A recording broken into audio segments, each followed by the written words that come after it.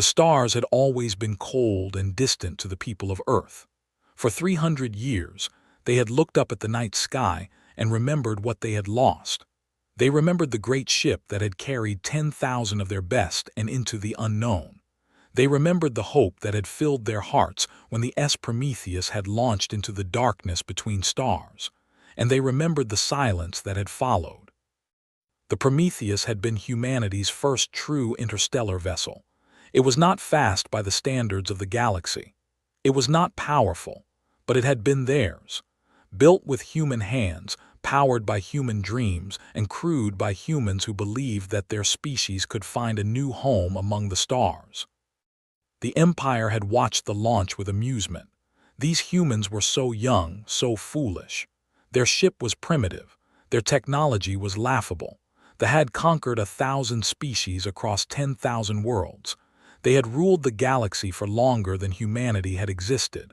And they knew with absolute certainty that the Prometheus would fail. They were right. 6 months into its journey, the Prometheus sent its final transmission.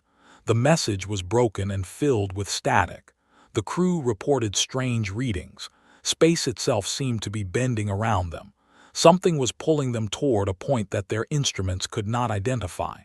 And then there was nothing. The transmission ended. The ship vanished from every sensor in the galaxy. Earth mourned. The Empire used the tragedy as proof of what they had always said. Humans were inferior. Humans were weak. Humans needed the protection and guidance of their betters. And so humanity became a vassal species, bound to the Empire by treaties they had no power to refuse. 300 years passed. Earth changed. Humanity changed. But they never forgot the Prometheus. They never forgot the 10,000 souls who had vanished into the void. And they never stopped looking at the stars and wondering what had happened to their lost children. Admiral Iran was not thinking about humans on the morning that everything changed. He stood on the bridge of his flagship, the Imperial Conquest, and reviewed the reports from his patrol fleet. The Third Fleet was responsible for monitoring the outer edges of space. It was boring work. Nothing ever happened in this region.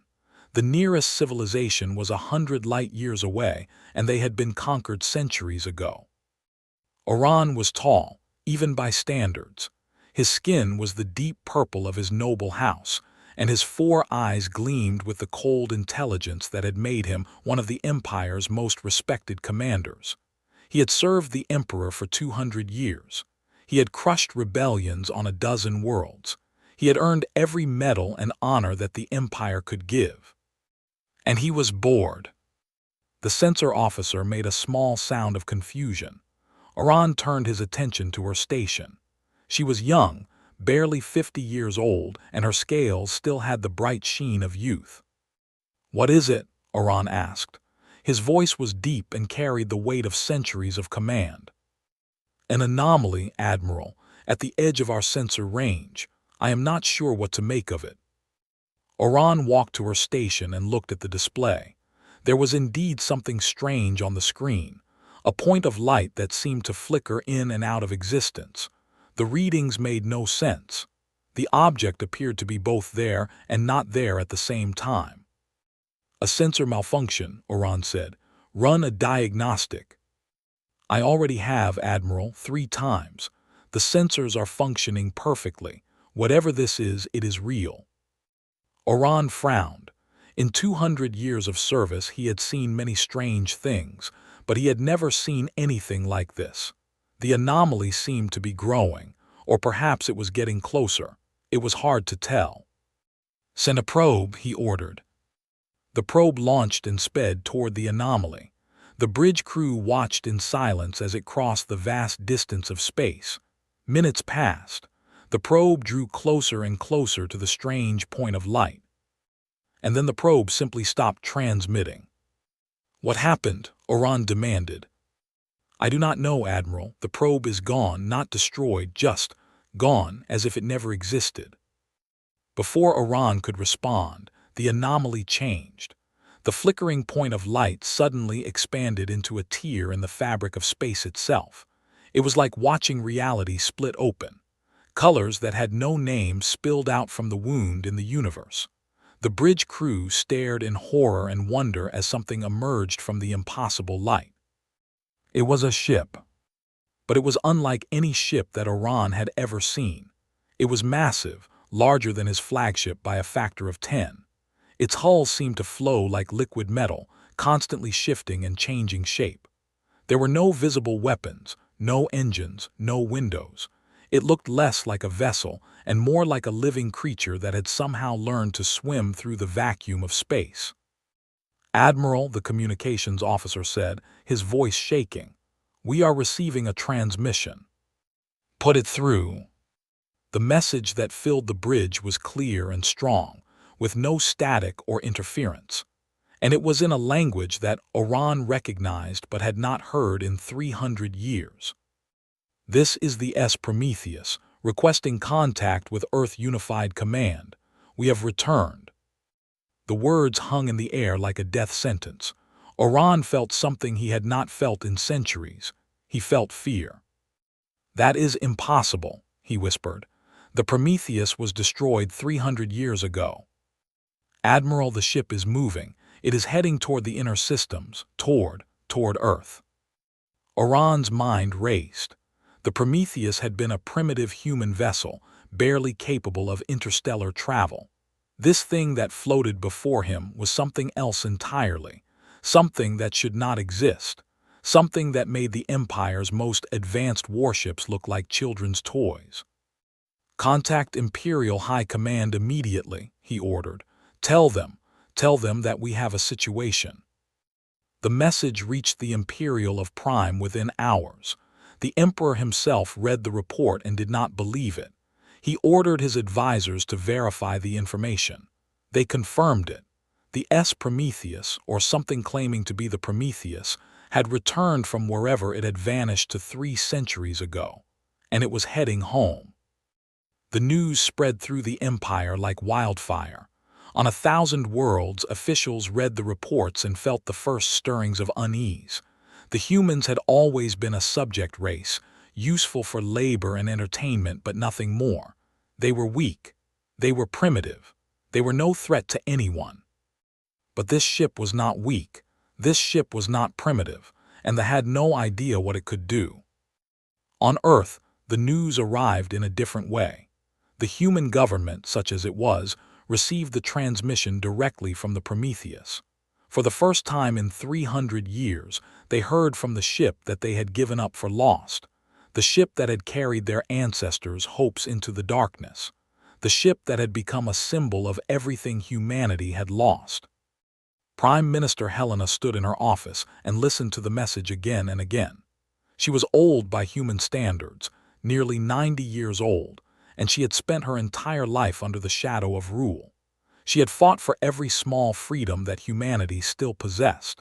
She had watched her people be humiliated and exploited by their alien masters, and she had never truly believed that things could change. Now she was not so sure. "What do we know about this ship?" she asked her advisors. "Nothing, Prime Minister. Our sensors cannot penetrate its hull. We do not know how it moves, how it is powered, or how it survived for 300 years. We do not even know if there are still humans aboard."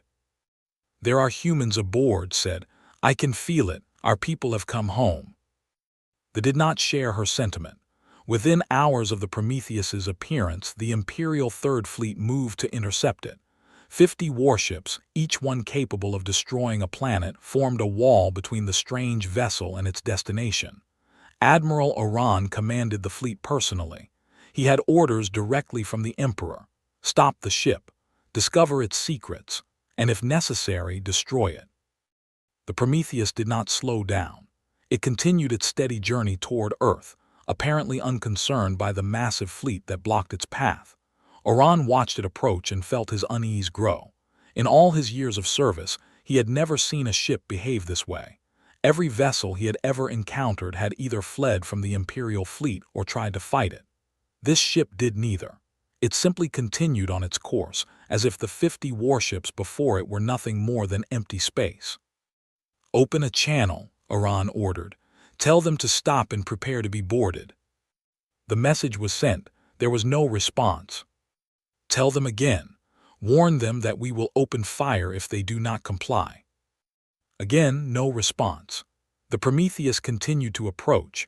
It was close enough now that Oran could see it clearly on the main display. The ship was even stranger up close. Its surface seemed to ripple and flow like water. Patterns of light moved across its hull, forming shapes that hurt his eyes to look at. All ships prepare to fire, Oran said, on my command. His finger hovered over the button that would unleash the combined firepower of 50 Imperial warships. It was enough force to crack a moon. Nothing could survive such an attack. And then the Prometheus spoke again. Admiral Oran of the Imperial Third Fleet, we mean you no harm. We are simply going home. Please do not force us to demonstrate our capabilities. We would prefer not to frighten you. The words were calm and polite. There was no threat in them, no aggression. And yet Oran felt a chill run down his spine. There was something in the voice that spoke those words. Something ancient. Something powerful. Something that regarded his fleet the way he might regard an insect. This is your final warning, Oran said, though his voice had lost some of its strength. Stop your vessel immediately or we will open fire. Very well, the voice from the Prometheus replied. We understand that you must make your report. We will give you something to report. The ship changed. There was no other way to describe it. One moment it was a strange but solid vessel floating in space. The next moment it was something else. The hull seemed to unfold like a flower blooming in fast motion. Structures emerged from within, structures that made no geometric sense. The ship expanded and contracted at the same time. It became larger and smaller. It was everywhere and nowhere. And then, for just a moment, every ship in the Imperial fleet lost power. It lasted only a second, a single heartbeat, but in that second every system on every ship simply stopped working. Engines died, weapons went offline, life support failed. For one terrible moment, 50 Imperial warships became 50 metal coffins drifting through the void. Then the power returned. Systems came back online. The crews gasped for breath and checked their instruments. Everything was working again. Nothing had been damaged. But everyone understood what had happened. The Prometheus had made its point. It could have destroyed them all. It could have killed on every ship without breaking a sweat, and it had chosen not to. Admiral, the communications officer, whispered, "They are hailing us again." Oran nodded slowly. He felt very old suddenly, very small, very mortal. "Put it through," he said. The voice from the Prometheus was gentle now, almost kind. "We have no quarrel with you, Admiral. We have no desire for war or conquest. We simply want to return to and see our people again. Please let us pass. We have been away from home for a very long time." Oran looked at his display. His ships were intact. His crews were alive. The Prometheus had shown mercy when it could have shown destruction. And he realized with a certainty that went beyond logic that there was nothing he could do to stop this ship. All the power of the Empire, all the weapons and warships and soldiers, meant nothing against whatever the Prometheus had become. "Stand down," he ordered quietly. "Let them pass." The bridge crew stared at him in shock. No one questioned his order. They had all felt the power of the Prometheus. They all knew that resistance was futile. The strange ship continued on its way, leaving the Imperial fleet behind. It moved through space with a grace that seemed almost lazy, as if the vast distances between stars were nothing more than short walks in a garden. Oran watched it go and knew that nothing would ever be the same again. On Earth, people looked up at the sky and saw a new star appear. It was brighter than any star they had ever seen, and it was getting brighter by the hour. Word had spread about the Prometheus's return. For the first time in generations, humans gathered in the streets and watched the heavens with something other than despair in their hearts. They watched with hope. Prime Minister received regular updates on the ship's progress. It would arrive in Earth orbit within 2 days. They were demanding that she refuse to let it land. The Emperor himself had sent a message ordering her to turn the ship away. She read his words and smiled. For the first time in her long life, she did not obey. "Tell the Emperor that Earth welcomes its lost children," she said. "Tell him that the Prometheus has come home." The Empire was furious. The Emperor raged and threatened and promised terrible punishment. But there was nothing he could do. His fleet had already tried to stop the Prometheus and failed. His weapons were useless against it. His power, which had seemed so absolute for so long, suddenly meant nothing. And on the Prometheus, Commander stood on the bridge and watched her ancestral grow larger in the. She was tall and dark-skinned, with eyes that held the wisdom of centuries and the fire of youth. Her ancestors had been among the original crew of the Prometheus. She had been born on the ship, in the strange place between places where they had spent 300 years. She had never seen Earth with her own eyes. But she had heard the stories. She had learned the history. She knew what her people had lost and what they had suffered, and she knew that their return would change everything. "Commander," her first officer said, "we are receiving transmissions from Earth. They are welcoming us home." Smiled. It was a warm smile, but there was something else in it, something that they would learn to fear. "Send a response," she said. "Tell them that we have missed them. Tell them that we have much to share. Tell them that the long night is over." She turned to look at her crew, the descendants of those who had left Earth so long ago. They had changed during their time away. They had learned things that the galaxy could not imagine. They had become something more than human, and yet something deeply human at the same time. "We are home," she said softly, "and nothing will ever take our people's freedom again." The Prometheus entered Earth's orbit as the sun rose over the Pacific Ocean. For the first time in 300 years, the lost ship of humanity had returned, and the galaxy would never be the same. The Prometheus hung in Earth's orbit like a second moon. Its massive hull caught the sunlight and reflected it back in colors that human eyes had never seen before. People all over the planet stopped what they were doing and looked up at the sky. They watched the strange ship that had brought their lost brothers and sisters home, and they felt something stirring in their hearts, something that had been sleeping for a very long time. Commander stood in the observation chamber of the Prometheus and looked down at the blue and green world below. She had seen pictures of Earth. She had studied its history and geography and cultures, but nothing had prepared her for the reality of it. The planet was beautiful beyond words. It was alive in a way that filled her with wonder and joy. "So this is where we came from," she whispered. Her first officer, a man named, stood beside her. Like he had been born on the Prometheus. Like her, he had never set foot on Earth, but he carried the memories of his ancestors within him, passed down through generations in stories and songs and dreams. "It is smaller than I imagined," said, "but somehow that makes it more precious." "We will protect it," said, "we will protect them all." The Empire had not been idle during the Prometheus's journey to Earth. Messages flew between the Imperial and every corner of the galaxy. Emergency meetings were held, strategies were debated, and finally, a decision was made. The Emperor would meet with the humans personally. It was an unprecedented move. The Emperor of the had not met with a subject species in over 1,000 years. To do so would suggest that the humans were equals, which they most certainly were not. But the situation required exceptional measures. The Prometheus had demonstrated power that the Empire could not explain or match. The Emperor needed to understand what he was dealing with. The Imperial summons arrived on the Prometheus within hours of the ship entering Earth orbit. The Emperor demanded that the commanders of the vessel present themselves at the of Prime. They would explain where they had been, how they had acquired their technology, and surrender all knowledge to the Empire. Failure to comply would result in severe consequences for Earth and all humanity. Read the message and laughed.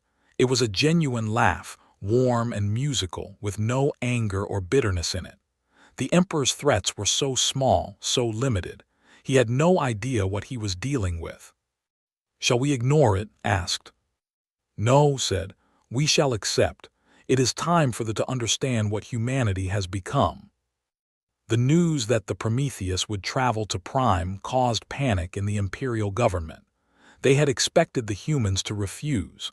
They had hoped that the threat of punishment would force them to reveal their secrets from a distance.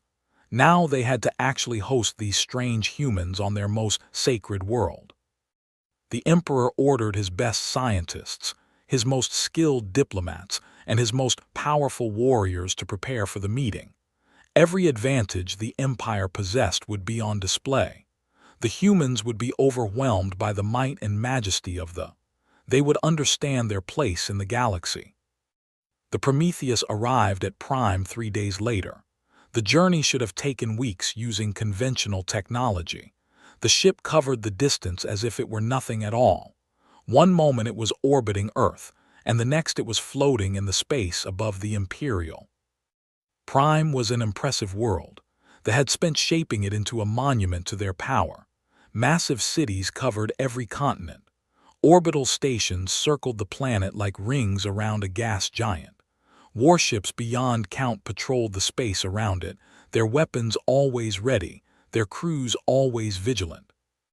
And yet, when the Prometheus appeared, all of that power seemed suddenly small.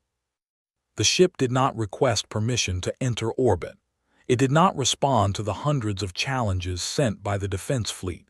It simply moved to the position it wanted and stopped there, hanging in space like a silent judgment. On the surface of Prime, Emperor watched the ship through the great window of his throne room. He was ancient by any standard, over 2,000 years old, kept alive by technologies that most species could not imagine. His purple skin had faded to a pale violet with age, and his 4 eyes were clouded and dim. But his mind was still sharp, still cruel, still hungry for power. "Bring them to me," he commanded. His servants hesitated. How did one bring beings who could do what the humans had done? How did one command those who could disable an entire fleet with a thought? "Your Majesty," his chief advisor said carefully, "perhaps we should request that they come to us, rather than attempting to bring them." The emperor glared at his advisor, but he understood the wisdom in the words. Pride was less important than survival. "Very well, invite them. Make it clear that we expect their immediate presence." The invitation was sent. This time the Prometheus responded. "We will be there shortly." There was no shuttle. There was no transport beam. There was no warning at all. One moment the emperor's throne room was filled only with his guards and advisors. The next moment 5 humans stood in the center of the chamber. They had simply appeared, as if the distance between the ship and the surface of the planet meant nothing, as if walls and shields and guards were transparent to them. The guards raised their weapons. The advisors fell back in terror, but the emperor forced himself to remain calm. He was a ruler of 10,000 worlds. He would not show fear to these humans. Stepped forward. She wore a simple outfit of white and silver, with no decorations or weapons visible. Her dark skin seemed to glow with an inner light, and her eyes were wrong. They were human eyes, but they held depths that should not exist.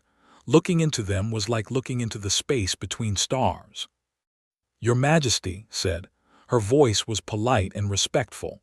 "Thank you for your invitation. We are honored to meet the ruler of such a vast empire." The emperor studied her for a long moment. He had lived for 2,000 years. He had faced rebellions and invasions and assassination attempts beyond count. He had learned to read beings of every species, to see their weaknesses and their fears. He could read nothing from this woman. "You are the commander of the vessel that appeared in our space?" he asked. "I am. My name is. I am the 7th commander of the Prometheus since our departure from Earth." "Where have you been for 300 years?" Smiled. It was a gentle smile, patient and kind, like a teacher smiling at a curious student. "That is a difficult question to answer, Your Majesty. The place we found ourselves in does not have a name that translates into your language, or ours for that matter. We fell through a crack, I suppose you might call it, a flaw in the fabric of reality, and we found ourselves somewhere else. Somewhere else, the Emperor repeated. What does that mean? It means we were no longer in this universe. We were in a place between places, a realm where the rules of reality are different, where time and space and matter behave in ways that your scientists would call impossible. The Emperor leaned forward on his throne. This was what he wanted to know. This was the secret that would give him power beyond imagination. And in this place, you learn to do the things you have done, to disable entire fleets, to travel across the galaxy in moments, to appear from nothing. Yes, said, and so much more. Then you will share this knowledge with the Empire. Your species is under our protection. All technologies developed by subject races belong to us. This is the law. Smile did not waver, but something changed in her eyes. The patience remained, but there was something else now. Something that made the Emperor's ancient heart beat faster with a fear he had not felt in centuries. Your Majesty, she said, we did not return to submit to your laws. We did not return to hand over our knowledge to an empire that has treated our people as slaves for 3 centuries. We returned because Earth is our home, and we remember what you have done to it. The throne room was silent. No one moved, no one breathed. You remember, the Emperor whispered. Everything. We remember the treaties you forced our ancestors to sign. We remember the resources you stole from our system. We remember the children who were taken to serve in your households. We remember the scientists who were forbidden from pursuing their research. We remember the dreams that were crushed, the hopes that were destroyed, the spirits that were broken. Stepped closer to the throne. The guards moved to stop her, but she passed through them as if they were made of smoke. They tried to grab her, but their hands found only empty air. She stopped directly in front of the Emperor, close enough to touch him if she wished. We remember 300 years of suffering, and we will not forget. The Emperor's hands gripped the arms of his throne so tightly that his claws left marks in the ancient metal. He wanted to call for his guards, to order them to destroy these humans, to burn their ship from the sky. But he knew it would be useless. He had seen what the Prometheus could do. He understood, perhaps for the first time in his long life, that he was facing something he could not defeat. What do you want? He asked. His voice was barely a whisper. Step back. Her smile returned, warm and almost sad. We do not want your empire, your majesty. We have no interest in ruling others. We simply want to return to our home and help our people remember what they are capable of. We want to teach them what we have learned. Not your weapons or your technologies, but something far more valuable. We want to teach them how to be free. And if I refuse, if I order my fleets to destroy Earth, if I decide that humanity is too dangerous to be allowed to exist, then you will fail, said simply. Your fleets cannot harm us. Your weapons cannot touch us. You could send every ship in your empire against the Prometheus, and it would change nothing. We would simply move Earth somewhere you could never find it, or we would move your ships somewhere they could never return from, or we would do something else that your minds cannot even imagine. She paused and looked around the throne room, at the gathered advisors and generals and nobles who had spent their lives believing that the Empire was the greatest power in the galaxy. We do not wish to be your enemies. We have no desire for revenge or destruction, but we will protect our people. No matter what you do, no matter what you threaten, Earth is our home and humanity is our family, and we will not let anyone hurt them again. The Emperor sat in silence for a long time.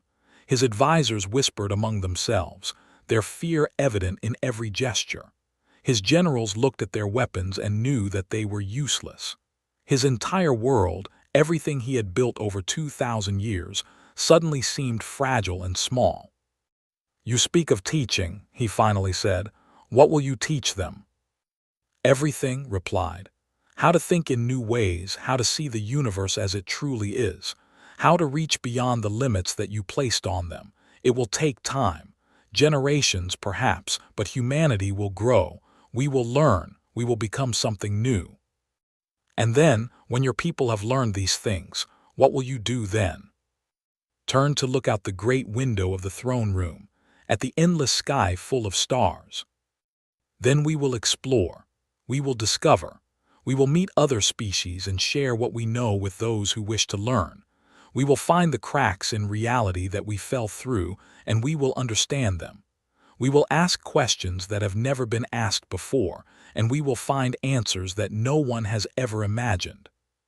She turned back to the emperor. The universe is vast beyond comprehension, Your Majesty. There is room enough for everyone. They can continue to rule their empire. The other species can continue their lives as they have always done, and humanity will follow its own path, wherever it leads. You expect me to simply accept this, to allow a subject race to declare itself our equal? We do not ask for your acceptance, said. We do not need your permission. We are simply telling you what is going to happen. You can choose to accept it peacefully, or you can choose to fight against it and fail. The choice is yours. The emperor looked at her for a long moment. He had conquered worlds. He had crushed rebellions. He had ruled with absolute power for 2,000 years. And now, for the first time, he was being told that his power meant nothing. He could rage against it. He could send his fleets and his armies and his weapons against these humans. He could burn and destroy and kill. And it would change nothing. Leave, he said quietly. Return to your world, do what you will. We will not interfere. Bowed her head slightly. Thank you, Your Majesty. I hope that someday, when the anger and fear have faded, we can meet again as friends rather than as master and subject. I doubt that day will ever come. Perhaps not, but hope is a very human thing. We have learned never to let go of it. She turned to her companions, the 4 other members of the Prometheus crew who had stood silently throughout the meeting. They all smiled at her, their eyes holding the same strange depths as hers. Let us go home, she said. And just like that, they were gone. The throne room was empty except for the humans had vanished as completely as they had appeared, leaving nothing behind but the memory of their words and the weight of their promises. The emperor sat on his throne for a long time after they left. His advisors spoke to him, but he did not hear their words. His generals made plans for defense and attack, but he knew they were meaningless. His empire, which had seemed eternal and invincible, had suddenly become just one small piece of a much larger puzzle. Far away, the Prometheus turned toward Earth. On its bridge, stood with her crew and watched the stars stream past. Do you think he will keep his word? Asked. For now, said, fear is a powerful motivator, but eventually he will try something. They always do. And when he does, smiled, then we will remind him why he should not. But until then, we have work to do. Our people are waiting for us. They have forgotten so much over the past 300 years. They have forgotten how to dream. They have forgotten how to hope. They have forgotten what they are capable of. She looked at the small blue dot that was growing larger in the planet that her ancestors had called home. It is time to help them remember. The Prometheus entered Earth's orbit once more, and the work of awakening humanity began. The shuttle descended through Earth's atmosphere like a falling star. People in cities across the globe stopped and stared as the bright light streaked across the sky. They knew what it was. They had been waiting for it. For the first time in 300 years, humans from the Prometheus were coming down to walk on their ancestral soil. Commander watched through the shuttle's window as the ground rose up to meet them. She saw oceans and mountains and forests. She saw cities that stretched from horizon to horizon, their lights glittering even in the daylight. She saw the scars, too, the places where factories had been built to feed the empire's hunger for resources, the areas where forests had been cleared and rivers had been drained, the wounds that 3 centuries of exploitation had left on the planet. It is different from the pictures, she said softly. Sat beside her, his face pressed against his own window. The pictures were from before, before the Empire came. "We will heal it," said. "We will heal all of it." The shuttle landed in a field outside the city of New Geneva, which served as humanity's capital under rule. Thousands of people had gathered there, pressing against the barriers that had been set up to keep them back. Soldiers stood guard, their faces nervous, their weapons ready. No one knew what to expect from these returned travelers. No one knew if they were still truly human. Was the first to step out of the shuttle. She stood at the top of the ramp and looked out at the sea of faces before her. So many people, so many of her people, who had never seen the stars except as distant lights in the sky, who had been told their entire lives that humanity was weak, that humanity was inferior, that humanity needed the protection of their alien masters. She took a deep breath. The air smelled different here. It smelled of life and growth and home. And then she walked down the ramp and set foot on Earth for the first time. The crowd was silent for a moment. They watched this tall, dark-skinned woman with her strange eyes and her calm smile. They saw the others following behind her, men and women who moved with a grace that seemed almost unnatural. They felt something pass over them, a wave of warmth and welcome and love that seemed to come from nowhere and everywhere at once. And then someone in the crowd began to cry, then another, and another. Soon, thousands of voices were raised in tears and cheers and shouts of joy. The barriers fell as people pushed forward, not to attack but to embrace, to touch these lost children who had finally come home. Found herself surrounded by hands reaching out to her. Old hands, young hands, hands calloused by work and hands soft from comfort. She touched as many as she could, and with each touch she sent a small gift, a feeling of hope, a spark of wonder, a memory of what humanity had once dreamed of being. Prime Minister Helena pushed through the crowd, her security team struggling to keep up with her. She was old and frail, but her eyes were bright with tears as she approached. "You came back," she whispered. "After all this time you came back." Took the old woman's hands in her own. "We never truly left. Every day, in everything we did, we carried Earth in our hearts. We carried all of you. We thought you were dead. We mourned you. We built monuments to your memory. We know, we felt it. Even in the place between places, we felt the love and the grief of those we had left behind. It gave us strength during the dark times. It reminded us why we had to find our way home." Looked into his eyes, and for a moment she saw something there, something vast and ancient and impossibly bright. It frightened her and comforted her at the same time. "What happened to you out there?" she asked. "What did you become?" "We became what humanity was always meant to be. But that is a long story, Prime Minister, and we have much to do before we can tell it properly." The delegation from the Prometheus was taken to the Prime Minister's residence, a modest building compared to the towers that surrounded it. They had never allowed humanity to build anything too grand. Too much pride might lead to ideas of independence. Along the way, saw more of what Earth had become. She saw the monitoring stations on every corner, the surveillance drones that filled the sky, the officials who walked through the streets as if they owned everything they saw. She saw human workers in gray uniforms, their eyes downcast, their shoulders slumped. She saw children who had never learned to look up at the stars with wonder because the stars belonged to their masters.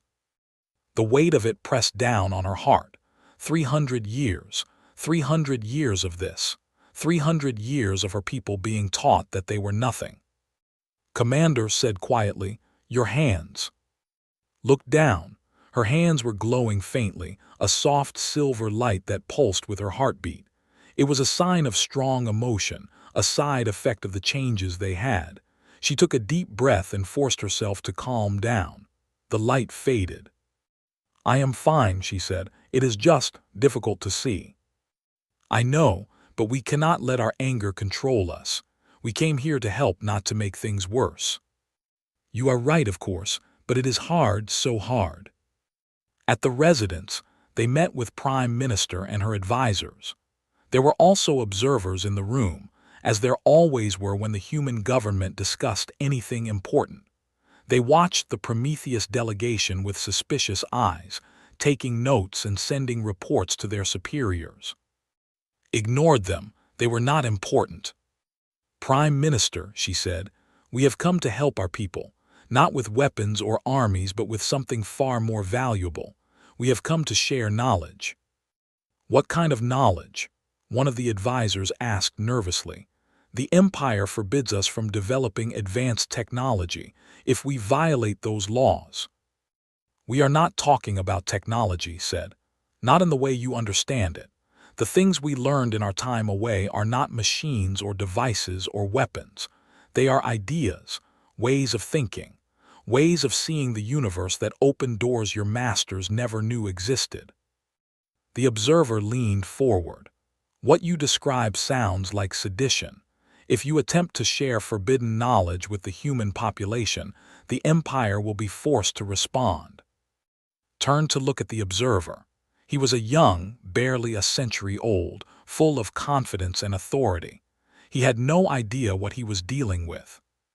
"Tell your masters that we will share what we wish, with whom we wish, whenever we wish. If the Empire objects, they are welcome to discuss it with me personally. I believe the Emperor already knows how such discussions tend to end." The observer's confidence wavered. He had read the reports from Prime. He knew what had happened when the Emperor himself had tried to command these humans. He fell silent and looked away. Prime Minister smiled. It had been a long time since she had seen anyone stand up to the like that. "What do you need from us?" she asked. "Your trust," said, "and time. What we have to teach cannot be learned in a day or a week or even a year. It took us generations to understand what we discovered in the place between places, but we can begin to plant the seeds. We can start to show your people that there is more to reality than what they have been taught. And when they try to stop you, they will fail. We will not allow them to interfere with our work, but we will also not provoke them unnecessarily. We are not here to start a war. We are here to help humanity remember what it means to be free." The days that followed were unlike anything Earth had seen in 3 centuries. Members of the Prometheus crew spread out across the planet, visiting cities and towns and villages.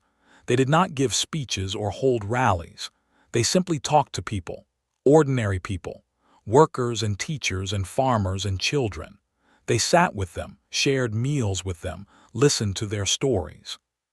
And in those quiet conversations, they planted seeds.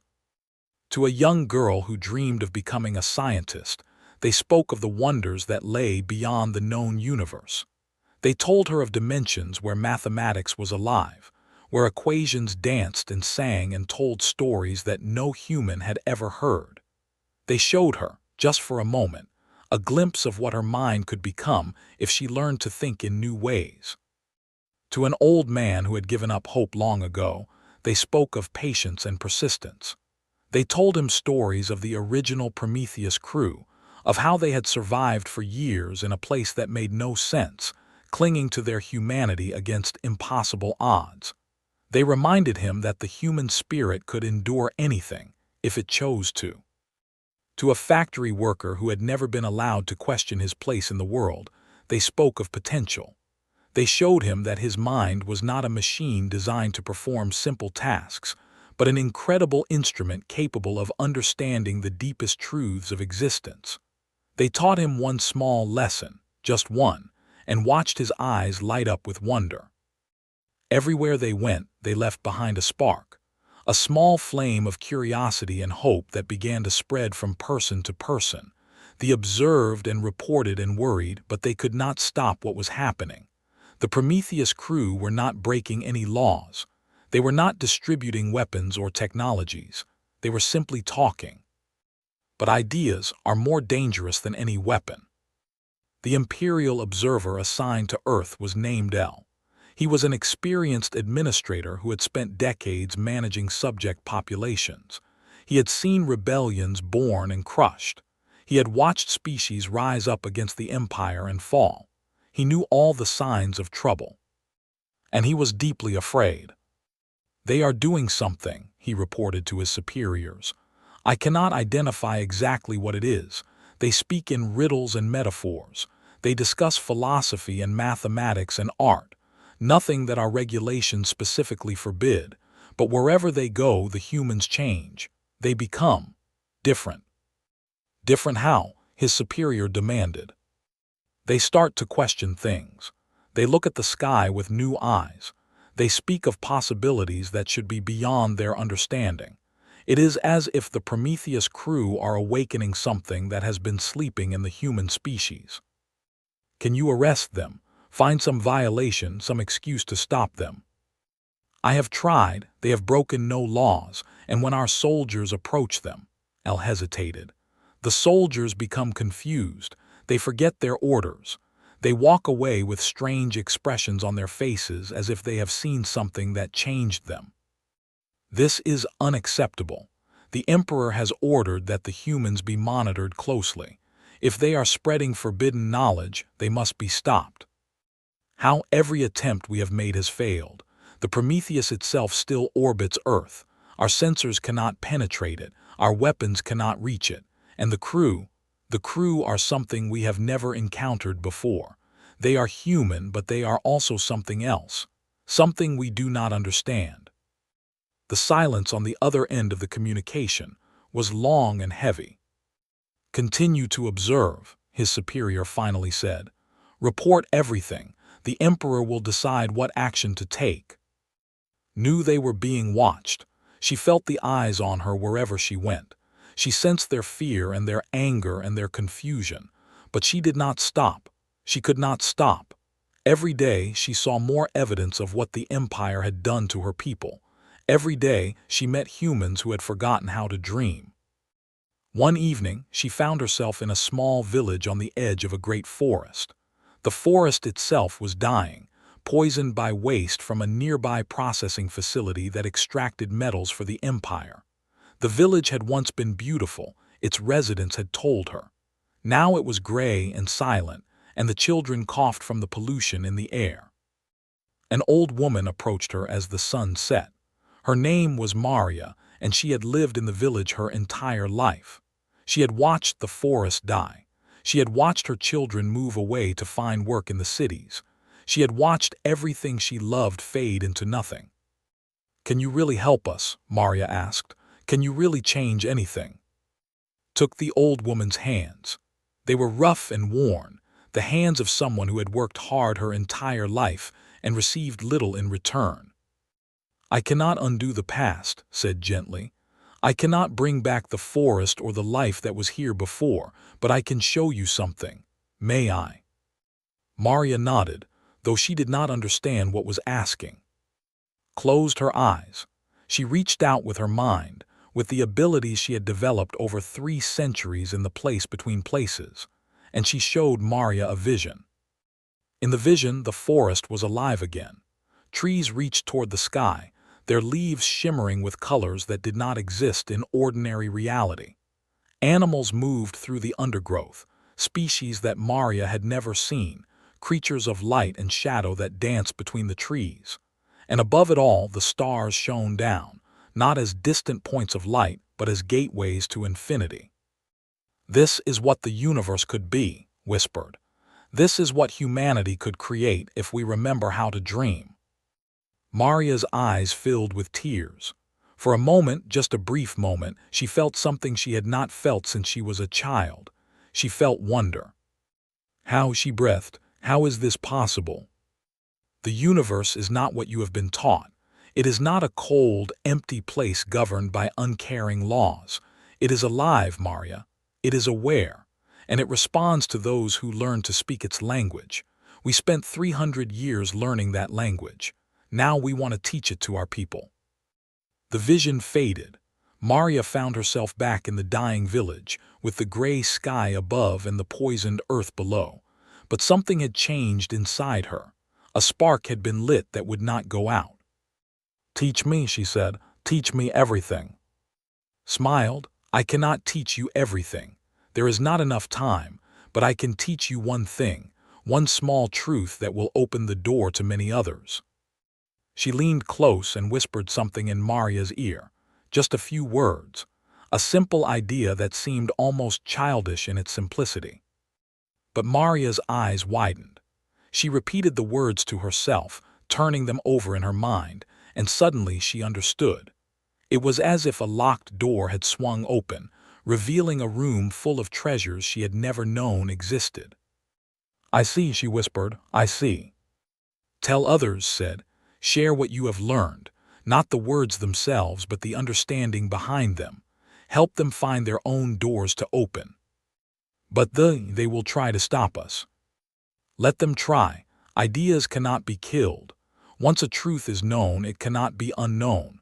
The spark we are planting will spread from person to person, village to village, city to city. It will take time, but eventually it will light a fire that no empire can extinguish." Maria looked at with new eyes. She saw the woman from the stars not as a savior or a conqueror, but as something else. A gardener, perhaps, someone who planted seeds and trusted them to grow. "Thank you," Maria said. "Thank you for coming home." "Thank the universe," replied. "It was the universe that brought us back. We are only its messengers." High above Earth, the Prometheus watched and waited. On its bridge, monitored reports from crew members across the planet. Everywhere, the same thing was happening. Humans were beginning to wake up. They were beginning to remember. The process was slow, but it was real. "They are increasing their surveillance," he reported. "They know something is happening, they just do not know what." Nodded. She had just returned from the village, and the memory of Maria's shining eyes still warmed her heart. "Let them watch," she said. "Let them report. Let them worry. By the time they understand what we are doing, it will be too late to stop it. And if they try something desperate, if they attack Earth directly, they will not, they fear us too much. And even if they did, we would protect our people, whatever it takes." Smiled. "You sound very confident." "I am. We spent 300 years in a place that should have destroyed us. We survived. We grew. We became something new. They have ruled for 2,000 years because no one has ever challenged them. They do not know how to deal with something they cannot conquer or control." She looked out at the stars, at the infinite blackness filled with infinite possibilities. "Humanity is waking up, and when we finally open our eyes, the universe will never be the same." Below them, on a small blue planet that had been a prison for 300 years, the seeds of change took root and began to grow. The Emperor's patience had reached its limit. 6 months had passed since the Prometheus returned to Earth. 6 months of reports that made no sense. 6 months of watching humanity slowly transform into something the Empire could not understand. 6 months of fear growing in the hearts of those who had ruled the galaxy for 2,000 years. Emperor summoned his high council to the throne room of Prime. The most powerful beings in the Empire gathered before him, their faces grave, their minds troubled. Something had to be done about the humans, something decisive. "The situation is no longer acceptable," the Emperor declared. His voice was stronger than it had been during his last meeting with the humans. Time and anger had restored some of his fire. "These returned humans have been spreading their influence across Earth for half a year. Our observers report that the population is changing. They are becoming rebellious. They are beginning to question our authority." "Perhaps a show of force," suggested Admiral Iran, who had been recalled from the outer territories to advise the council. "A fleet demonstration to remind them of our power." "And if they disable our fleet again, as they did before?" asked the Minister of Internal Security. "The entire galaxy would see our humiliation." "Then we do not send a fleet," said another voice. It belonged to Grand Scientist, the head of the Empire's research divisions. "We have spent these past months studying every scrap of information about the Prometheus. I believe I have found a weakness." The Emperor leaned forward. "Speak." Stepped into the center of the chamber. He was old, nearly as old as the Emperor himself, and his scales had faded to a pale gray. But his mind was still sharp, still hungry for knowledge. The Prometheus crew have demonstrated remarkable abilities. They can appear and disappear at will. They can disable technology with a thought. They can plant ideas in the minds of others. But in all of this, they have shown one consistent behavior. They do not kill. They do not destroy. They demonstrate their power, but they always hold back. You think this is a weakness? The Admiral asked skeptically. I think it is a choice, and choices can be exploited. If the humans from the Prometheus refuse to cause harm, then we can push them to a point where they must either abandon that principle or allow us to act against them. We can force them to reveal the limits of their power. How? The Emperor demanded. We do not attack the Prometheus. We attack Earth itself, not with warships that can be disabled, but with something more subtle, something that will force the humans to make an impossible choice. The plan took 2 weeks to prepare. They moved quietly, secretly, using their most trusted agents and their most advanced technology. They did not send a fleet. They did not make threats. They simply put into place a series of devices hidden across Earth, devices designed to do one thing when activated. They would destroy all life on the planet. The devices were biological in nature, designed to release a plague that would spread faster than any cure could be developed. They had used such weapons before, against species that refused to submit. It was a final solution, reserved for the most stubborn problems. The humans would have a choice: surrender the Prometheus and all of its secrets, or watch their die. Since the threat before they made their announcement, she was sitting in the garden of a small house in South America, teaching a group of children to see the mathematics that lay hidden in the patterns of flowers, when a cold feeling washed over her. It was like a shadow passing across her heart, blocking out the warmth of the sun. She stood suddenly, her eyes distant. Something is wrong, she said. The children looked at her with confusion. They had grown used to her strange ways, her moments of distance when she seemed to be listening to voices they could not hear. But this was different. This was fear. Stay here, she told them. Do not be afraid, everything will be all right. She closed her eyes and reached out with her mind, searching for the source of the darkness she had felt. And she found it. Not one source, but hundreds, thousands, points of death scattered across the planet, waiting to be awakened. No, she whispered, they would not dare. But they had. The announcement came an hour later, broadcast on every channel in every language. People of Earth, this is a message from your protectors, the Empire. We have discovered evidence that the crew of the Prometheus have been engaging in acts of sedition against imperial authority. This cannot be tolerated. We offer the following terms. The Prometheus and all of its crew will surrender themselves to imperial custody within 24 hours. If they refuse, we will be forced to take action to restore order on Earth. We hope such measures will not be necessary. The message was vague, but understood its true meaning. They had found a way to hurt humanity without facing the Prometheus directly. They had turned Earth itself into a hostage. She appeared on the bridge of the Prometheus moments later, her face grim. They have done something terrible, she said too. There are weapons hidden all over the planet, biological weapons. If we do not surrender, they will kill everyone. His face went pale. Can we find the devices, destroy them? There are too many, thousands of them, and they are designed to activate if tampered with. Even if we found them all, we could not disable them safely. They have been clever. Then what do? We cannot surrender. If they take the Prometheus, they will have access to everything we learned. They will become unstoppable. Was silent for a long moment. She looked out at Earth, the blue and green jewel that her people called home. Millions of lives hung in the balance. Everything they had worked for over the past 6 months, all the seeds they had planted, all the hope they had kindled, could be wiped out in an instant. Call the crew, she finally said. All of them, we need to talk. Within an hour, every member of the Prometheus crew had gathered in the ship's central chamber. There were 347 of them in total. the descendants of the original 10,000 who had left Earth 3 centuries ago. They had been born in the place between places, shaped by experiences that no other humans could understand. They were family in a way that went beyond blood.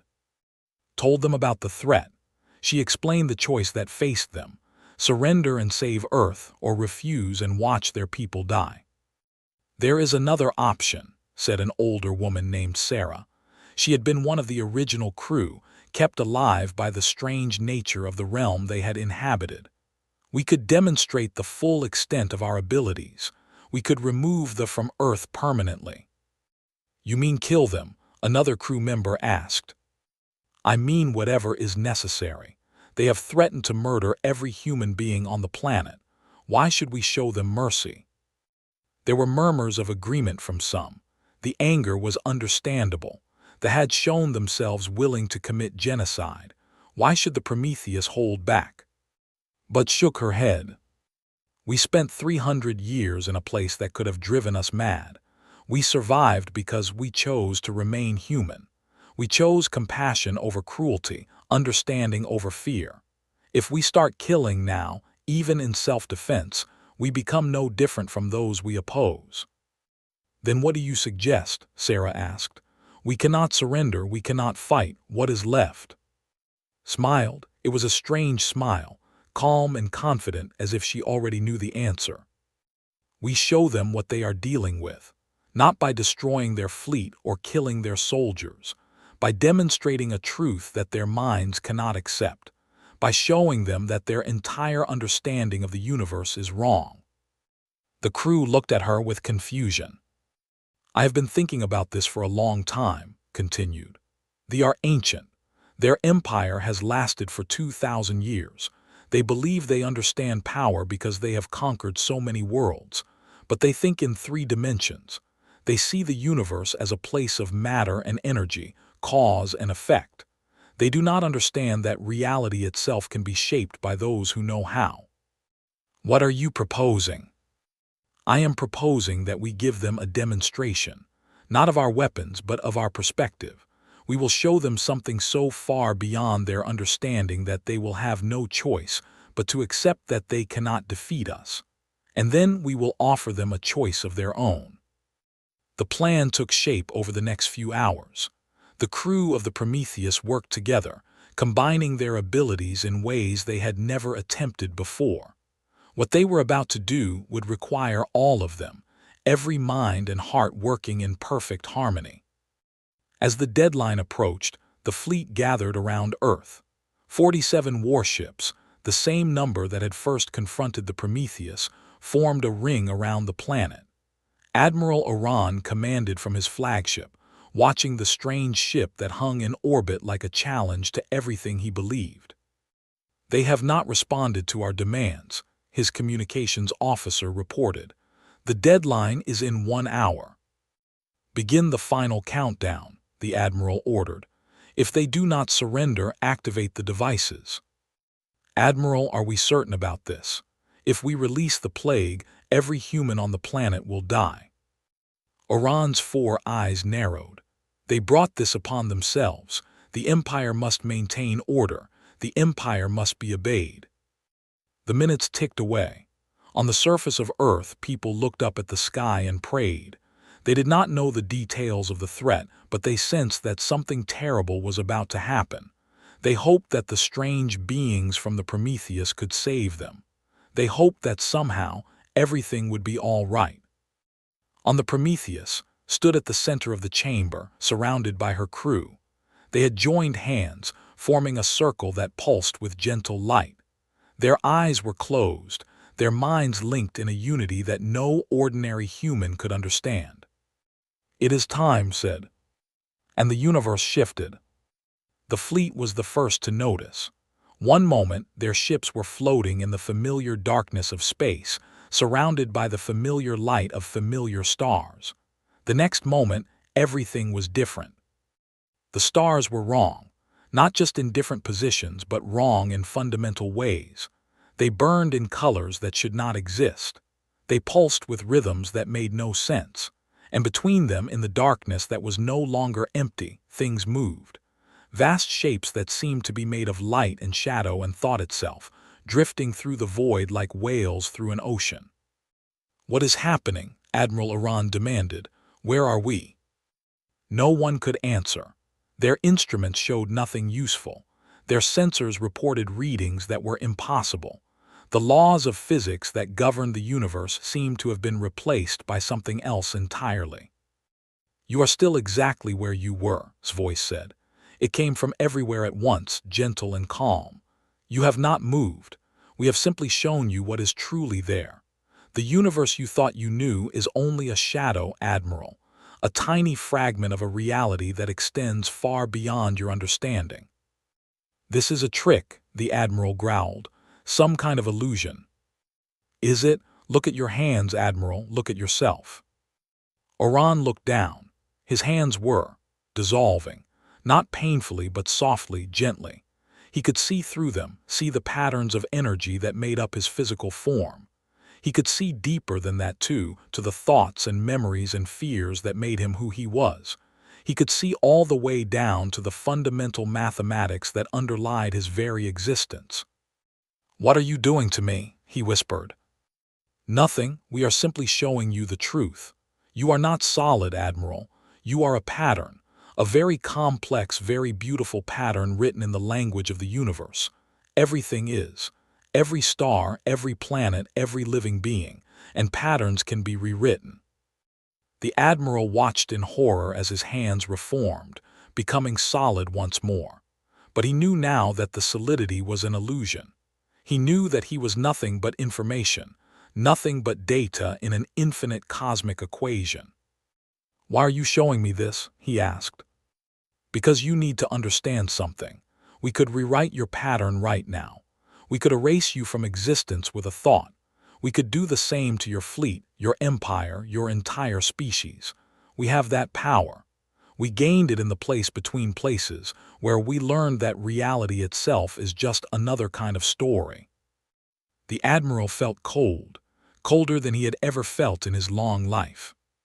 "But we will not do that," continued. "Not because we cannot, but because we choose not to.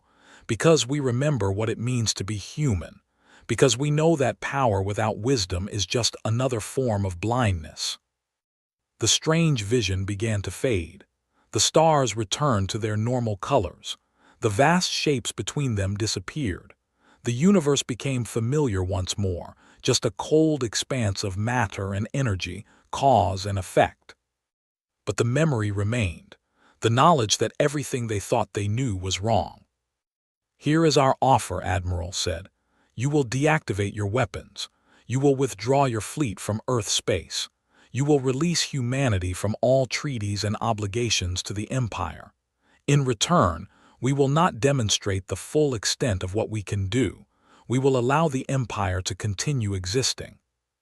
"The Emperor will never accept this," the Admiral said, but his voice was weak. "The Emperor will accept it because he has no choice. You have seen what we are capable of. You know now that your weapons mean nothing to us. Your fleets mean nothing. Your entire empire is nothing but a pattern that we could erase if we wished. And if we refuse, if we activate the weapons anyway, then we will unmake them. We will reach into every device you have hidden on Earth and rewrite their patterns into something harmless. We will do the same to your ships, your stations, your weapons across the galaxy. We will reduce the Empire to nothing more than a collection of worlds with no way to threaten anyone ever again." The Admiral was silent for a long moment. He thought about everything he had seen. He thought about the patterns that made up his existence, the fragile web of information that he had always believed was solid reality. He thought about power and what it truly meant. "I will relay your terms to the Emperor," he finally said. "See that you do. You have 1 hour to deactivate your weapons and begin your withdrawal. If you do not, we will assume you have chosen the harder path." The communication ended. Admiral Oran stood on his bridge, surrounded by officers who had seen the same impossible things he had. None of them spoke. None of them knew what to say. On Earth, people watched as the fleet began to move. not toward the planet but away from it. Ship after ship, pulling back from their positions, forming up for a retreat that no one had expected. Prime Minister received a message moments later. The biological weapons were being deactivated. Technicians were revealing their locations so that humans could safely remove them. The Empire was withdrawing. What happened? She asked the Prometheus representative who brought her the news. We reminded them of something they had forgotten, the woman said with a smile. We reminded them that there are things in the universe more powerful than conquest, and we showed them that humanity has found those things. Looked up at the sky, at the stars that had always seemed so distant and cold. For the first time in her long life, they seemed close. They seemed like neighbors. They seemed like home. Is it over? She asked. This part is. They will leave, at least for now. They have seen too much to pretend they can still control us. But there will be others. The galaxy is full of empires and powers that will want to know how we did what we did. Our work is just beginning. And the Prometheus, will you stay? We will stay as long as we are needed. We have been away from home for 300 years, Prime Minister. We are in no hurry to leave again. High above Earth, the Prometheus watched as the fleet retreated into the darkness between stars. On its bridge, sat quietly, recovering from the effort of what they had done. Her body was exhausted, but her spirit was at peace. Did we do the right thing? Asked. I believe so. We showed them the truth without destroying them. We gave them a chance to change instead of forcing them to die. That is all we can do. And if they come back, if they try again, smiled, then we will show them again, as many times as necessary, until they understand that violence is not the answer, until they learn what we learned in the place between places. What is that? That the universe is not a battlefield. It is a garden, and we are not soldiers. We are gardeners, tending the seeds of possibility, helping new things grow. That is the true meaning of power, not the ability to destroy, but the ability to create. She looked out at the stars, at the infinite darkness filled with infinite light. Humanity is just beginning to understand this. They could have been part of that understanding if they had chosen differently. Perhaps someday they will. Perhaps someday we will all learn to grow together. Below them, Earth turned slowly on its axis. The people looked up at the sky with new eyes, seeing not a prison ceiling but an open door. The long night was over. The future was waiting. And humanity was finally free. 5 years had passed since from Earth. 5 years of change, of growth, of transformation that no one could have predicted. The blue planet that had been a prison for 3 centuries was becoming something new.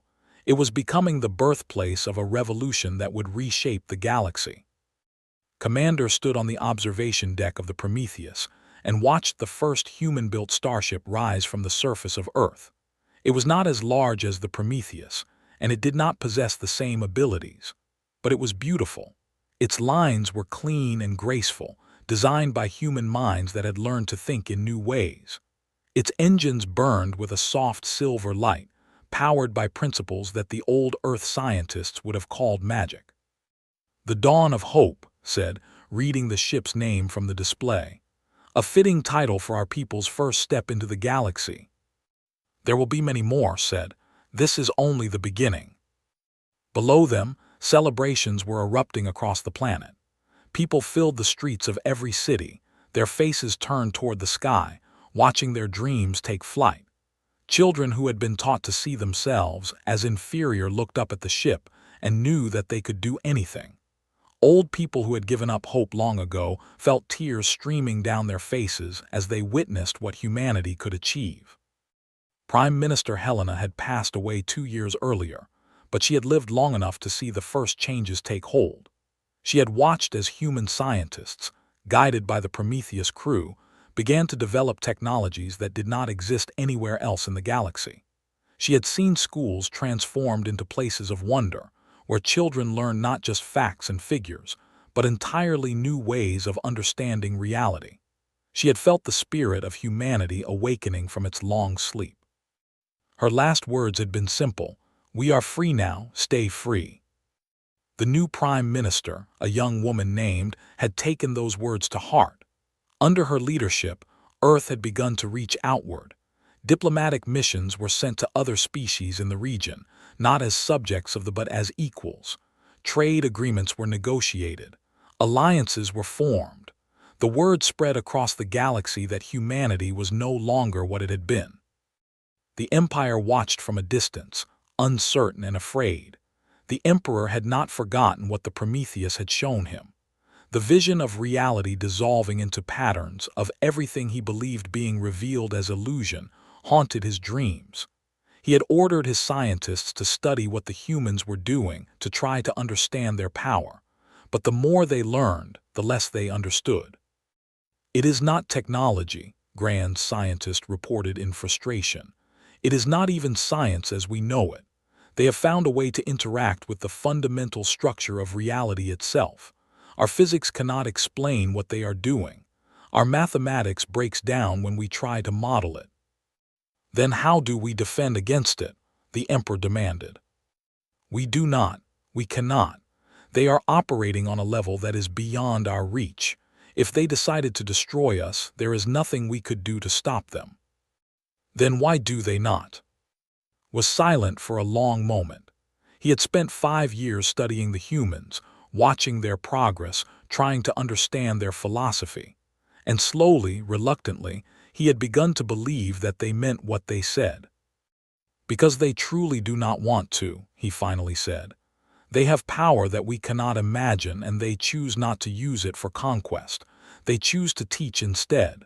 They choose to help instead of hurt. It is a kind of wisdom that we have never encountered before." The Emperor did not respond. He sat on his throne and thought about power and what it meant. For 2,000 years, he had believed that power was the ability to destroy. They had conquered the galaxy through strength and fear. They had built an empire on the broken backs of lesser species. And now he was faced with a species that had found a different kind of power. A power that did not need to destroy to prove itself. A power that chose compassion over cruelty, creation over destruction. He did not understand it. He was not sure he ever would. But for the first time in his long life, he wondered if there might be another way. On Earth, the transformation continued. The Prometheus crew had kept their promise to teach, not with lectures or books, but with experience. They showed humans how to look at the universe differently. They guided them through mental exercises that opened doors to new ways of thinking. They shared the insights they had gained during their 300 years in the place between places. It was not easy. Many humans struggled with the concepts. Their minds had been shaped by centuries of limitation, taught to think in small terms, to accept boundaries that did not really exist. Breaking free of those patterns took time and effort. But some learned quickly. A young physicist named James was one of them. He had been working in a processing plant when the Prometheus returned, his brilliant mind wasted on tasks that any machine could perform. A member of the crew had found him and seen his potential. Now, 5 years later, he stood at the heart of Earth's new science academy, pushing the boundaries of human knowledge further than anyone had thought possible. "The breakthrough came when I stopped thinking of the universe as a machine," James explained to a group of students. "Machines follow rules. They do what they are designed to do, nothing more. But the universe is not a machine. It is more like a story that we are all writing together." His students looked at him with wide eyes. Some of them understood immediately. Others struggled, their minds still bound by old ways of thinking. But all of them felt something stirring inside them, a sense of possibility that their parents and grandparents had never known. Visited the academy often. She walked among the students, answering questions, offering guidance, planting seeds of understanding wherever she went. It filled her with joy to see how far humanity had come in such a short time. The species that had been crushed under rule for 3 centuries was rising, stronger and brighter than it had ever been before. "Do you ever regret it?" asked her one evening as they walked through the academy gardens. "Returning, I mean. We could have stayed in the place between places forever. We could have continued to explore and learn and grow. Instead, we came back to this small world with its small problems." Smiled. "These problems are not small. They are the most important problems in the universe. How do you teach a sleeping species to wake up? How do you help beings who have been taught they are worthless to see their own value? These are the questions that matter. But we could have done so much more out there. We could have explored the infinite reaches of reality, discovered truths that no being has ever known. And what would be the point? Knowledge that is not shared is meaningless. Power that is not used to help others is empty. We learned so much during our time away, but the most important thing we learned was this: we are not separate from each other. We are all connected, all part of the same vast pattern. When one of us suffers, we all suffer. When one of us rises, we all rise." She looked up at the stars, at the infinite darkness that was no longer dark to her eyes. Our people needed us. They needed to know that they were not alone, that they had not been forgotten. They needed to see that there was more to existence than serving others. We could not abandon them to that fate, not when we had the power to change it. Nodded slowly. He had struggled with the same questions himself, especially in the early days after their return. But watching humanity transform over the past 5 years had convinced him that they had made the right choice. "The dawn of hope is beautiful," he said, changing the subject. "Human engineers designed it, but I can see our influence in its lines. They are learning faster than we expected. In another generation, they may surpass what we can teach them. They will find their own paths, discover their own truths. That is how it should be." "And what will we do then, when they no longer need us?" Considered the question. It was something she had thought about often. The crew of the Prometheus had spent 300 years away from home. They had become something more than human, connected to the fabric of reality in ways that ordinary people could not yet imagine. They belonged to Earth, but they also belonged to the universe. They were bridges between what humanity was and what it could become. "We will continue to explore," she said finally. "The place between places is not the only realm beyond ordinary reality. There are others, infinite others. We will seek them out, learn what they have to teach, and bring that knowledge back to share." An endless journey. Yes, but not a lonely one. We will always have each other. We will always have home to return to. And eventually, when humanity is ready, some of them will join us. The universe is vast. There is room for all of us. The months that followed brought more changes. Human ships began to travel beyond the solar system, reaching out to nearby stars and the worlds that circled them. Some of these worlds were empty, waiting to be settled. Others were home to species that had been under rule even longer than humanity. To these species, the human visitors brought hope. There were one such race. They had been conquered by the over 5,000 years ago, their civilization destroyed, their people scattered across a dozen colony worlds where they served as laborers and servants. They had forgotten what freedom felt like. They had forgotten that they had ever been anything more than slaves. A human delegation visited there, which they had turned into a massive mining operation. The who met them were broken and afraid, unable to believe that anyone would help them. "Why do you come here?" their elder asked. "They will punish you for speaking to us. They will punish us for listening." "They no longer control what humanity does," the delegation leader said. She was a young woman named one of James' students. "And they will not punish you either. We are here to offer you a choice." "What choice do slaves have?" "That is exactly what we want to show you. You are not slaves. You never were. They told you that you were inferior, that you needed their guidance, that you were nothing without them. They lied. Every species in this galaxy has value.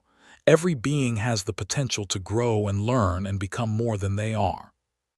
The elder stared at her with eyes that had seen countless centuries of suffering. He wanted to believe her, But hope was a dangerous thing for someone who had been hurt so many times. "How can you know this?" he asked. Smiled. She reached out and took the elder's hand. And then very gently she showed him what she had learned. Not the advanced concepts that human scientists were developing, but something simpler, something more fundamental. She showed him the pattern of his own existence, the beautiful complexity of his thoughts and memories and dreams. She showed him that he was not a broken thing, but a miracle of the universe, unique and irreplaceable. The elder's eyes filled with tears. For the first time in 5,000 years, a looked at himself and did not see worthlessness. He saw light. "Teach us," he whispered. "Please teach us what you know." "We will, that is why we came." News of the human mission to the spread across the galaxy. Other species began to reach out, asking for help, asking for knowledge, asking for hope. They watched helplessly as their empire began to crumble, not through war or conquest, but through something they had never anticipated. The species they had ruled were waking up. They were remembering their worth. They were learning that there were other ways to live than under the boot of a conqueror. Emperor summoned his council one final time. He was older now, weaker. The fear that had haunted him since the Prometheus demonstrated its power had taken its toll. He no longer had the strength or the will to fight. "The empire is falling," he said, "not to weapons or armies but to ideas. The humans have spread their philosophy to every corner of the galaxy. Our subjects no longer fear us. They no longer believe they need us. What do we do?" His advisors were silent. They had no answers. Everything they had built over 2,000 years was crumbling, and there was nothing they could do to stop it. "Perhaps," Grand Scientist said slowly, "it is time to consider a different path." "What do you mean?" "The humans do not seek to destroy us. They never have. They offer knowledge to any who wish to learn, even their former enemies. Perhaps it is time for them to learn as well." The Emperor stared at him. The suggestion was unthinkable. They were the masters of the galaxy, not students. They did not learn from lesser species. But were humans lesser? After everything he had seen, after the vision that still haunted his dreams, could he really believe that? "You suggest that we humble ourselves before those we once ruled." "I suggest that we survive. The empire as we knew it is over. We can fight against the inevitable and be destroyed, or we can adapt and become something new. The humans say that all beings have the potential to grow, perhaps even The Emperor was silent for a long time. He thought about power and what it truly meant. He thought about the patterns that made up his existence, the fragile web of information that could be rewritten by those with the knowledge. He thought about 2,000 years of conquest and domination, and the empty throne it had left him sitting on. "Contact the humans," he finally said. Tell them we wish to talk." On Earth received the message with a mixture of surprise and hope. She had not expected them to reach out, not so soon. But she had always believed that even the most stubborn minds could change, given enough time. "They want to meet," she told. "They want to learn." "Can we trust them?" "We can give them a chance. That is all anyone can ask for. The path they choose to walk is up to them." She looked out at the sky, at the stars that were no longer distant points of light but doorways to infinity. Humanity was spreading across the galaxy, sharing what they had learned, helping others remember their worth. They were learning to dream again. They were considering a new path. Everything was changing. "Do you remember what we felt when we first fell into the place between places?" she asked. "The fear, the confusion, the sense that everything we knew was wrong." "I remember. We thought it was the end. We thought we were lost forever. But it was not the end. It was the beginning. The beginning of a journey that would transform us and bring us back home stronger than we ever imagined." She smiled, and in her eyes could see the same light that had guided them through 300 years of wonder and discovery. "This is another beginning, not just for humanity but for everyone. for every species in the galaxy. We are all waking up. We are all starting to remember what we truly are. And what is that? Turn to look at him.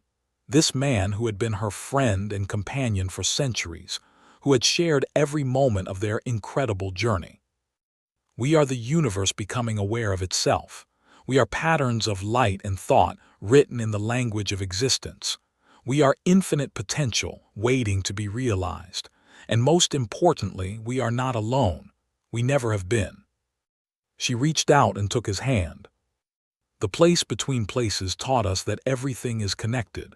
Every star, every planet, every being in every corner of reality. We are all part of the same vast story, and the story is just beginning. Far below them, on the surface of Earth, a young girl looked up at the night sky. She saw the stars shining down on her, and for the first time in her life, she felt that they were welcoming her. She felt that they were calling to her, inviting her to come and explore, to learn and grow and become more than she had ever dreamed. She smiled and made a wish that would carry her to the stars, to the place between places, to the infinite wonders that waited beyond the edge of everything she knew. And somewhere in the darkness between the stars, the universe smiled back. The long night was over, humanity was awake, and the future was waiting, bright and beautiful and full of endless possibility. This was not the end of the story. It was only the beginning.